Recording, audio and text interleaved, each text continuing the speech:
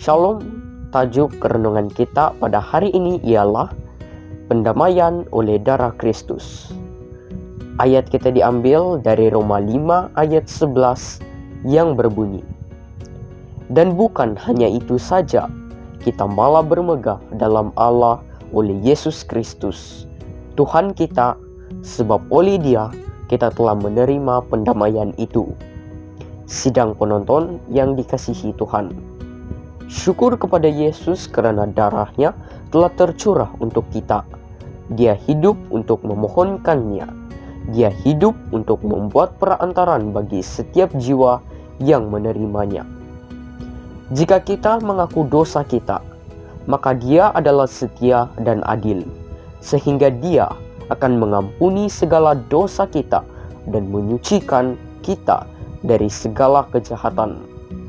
Darah Yesus Kristus membersihkan kita dari segala dosa. Kita perlu menjaga keberkesanan darah Yesus untuk dosa kita. Darah yang membersihkan kehidupan, yang menopang hidup, yang dihargai oleh iman yang hidup, itulah harapan kita. Kita perlu bertumbuh dalam penghargaan terhadap nilainya yang tidak terkira, karena hal itu berbicara hanya untuk kita ketika kita dalam iman menerima kebaikannya. Kita menjaga hati nurani agar tetap bersih dan berdamai dengan Allah. Inilah yang dilambangkan sebagai darah pengampunan yang berkait tanpa terpisah dengan kebangkitan dan kehidupan juru selamat kita. Digambarkan oleh arus air dari sungai kehidupan yang terus-menerus mengalir dari takhta Allah. Simbol yang sangat indah mengenai burung yang hidup yang dicelupkan ke dalam darah burung yang disembelih dan kemudian dibebaskan untuk menjalankan kehidupannya yang menggembirakan.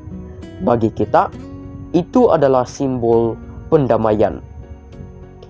Itu adalah maut dan kehidupan yang diadunkan, yang memberikan kepada pencari kebenaran dan harta terpendam satu penyatuan darah pengampunan dengan kebangkitan dan kehidupan penebus kita.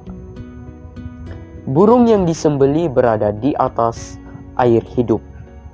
Arus air yang mengalir itu adalah simbol keberkesanan darah Kristus yang sentiasa mengalir dan membersihkan.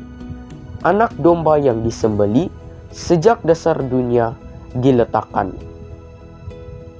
Kita harus memiliki akses bebas kepada darah pendamaian Kristus.